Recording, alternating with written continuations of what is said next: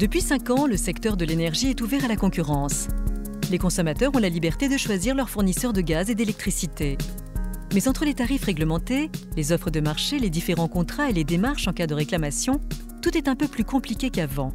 Avec ce magazine, vous allez comprendre qui sont les acteurs du marché de l'énergie, comment choisir l'offre la plus adaptée et surtout que faire en cas de problème. Voici les clés pour faire jouer la concurrence. En pratique, on a le choix entre 2 types d'offres. Soit on opte pour une offre aux tarifs réglementés. Ces tarifs sont fixés par les pouvoirs publics et ne sont appliqués que par les fournisseurs historiques, EDF ou GDF Suez.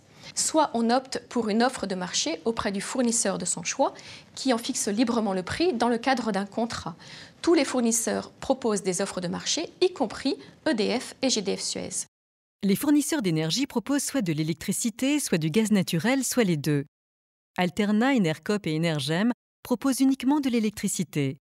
Antargaz, Enerest et Eni, pour leur part, vendent seulement du gaz naturel aux consommateurs. Enfin, Direct Énergie et Lamperis fournissent les deux énergies. Tout comme EDF, qui, comme son nom ne l'indique pas, propose aussi du gaz, idem pour GDF Suez, fournisseur historique de gaz qui vend également de l'électricité. Il faut surtout savoir que ce ne sont pas uniquement EDF et GDF Suez qui décident de l'évolution des tarifs réglementés, mais les pouvoirs publics après avis de la Commission de régulation de l'énergie. En parallèle des tarifs réglementés de vente d'électricité et de gaz, il existe des offres de marché, dites offres libres. Alors, ces offres de marché se caractérisent par un prix fixé librement par le fournisseur. Ce prix est encadré dans le contrat et ne fait pas l'objet d'une décision des pouvoirs publics pour son évolution. Rien n'empêche un consommateur de conserver le tarif réglementé en électricité et de décider de souscrire une offre de marché en gaz. Et s'il change d'avis, il peut toujours revenir au tarif réglementé sans frais et sans délai. Pour aider les consommateurs à choisir, un comparateur d'offres a été mis en place sur le site energie-info.fr. Il enregistre près d'1 million de visiteurs par an. Ce comparateur ne reçoit aucun financement des fournisseurs, ce qui garantit son impartialité et son indépendance.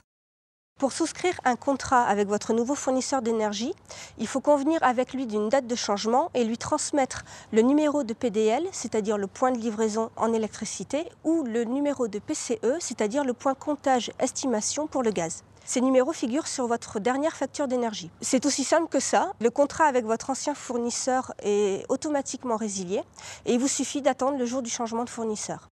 Choisir un nouveau fournisseur d'énergie n'entraîne aucun risque de coupure et ne demande pas de changement de compteur d'électricité ou de gaz. Ce qui ne change pas non plus, c'est la distribution de l'énergie qui est assurée par ERDF, Électricité Réseau Distribution France, et par GRDF, Gaz Réseau Distribution France. Ce sont eux qui acheminent l'énergie sur les câbles électriques et sur les canalisations souterraines en gaz. Ce sont eux également qui entretiennent les réseaux, qui effectuent les relevés des compteurs et qui garantissent la qualité de l'énergie qui alimente votre domicile. Que l'on conserve son fournisseur préféré ou que l'on fasse jouer la concurrence, il peut arriver de rencontrer des problèmes comme une facture trop élevée ou une erreur de point de livraison. En cas de litige, il y a des solutions. Si vous constatez une anomalie ou vous avez une réclamation à faire concernant votre contrat, il vous faudra tout d'abord tenter de régler ce problème directement avec le fournisseur d'énergie. D'abord, vous aurez à appeler le service client. Munissez-vous d'une facture afin d'avoir avec vous tous vos identifiants, ils vous seront demandés. Mais si cette démarche n'aboutit pas, passez directement à la lettre recommandée avec accusé de réception. Cette dernière vous sera utile comme preuve de votre réclamation. Conservez-la, conservez également les réponses de l'opérateur. Un des litiges les plus fréquents est l'erreur sur le point de livraison. Vous vous en rendrez compte si votre consommation explose ou bien si elle est vraiment trop réduite. Il faut absolument réagir vite. Cela signifie que l'on vous facture l'électricité d'un voisin et lui-même peut-être à récupérer vos factures.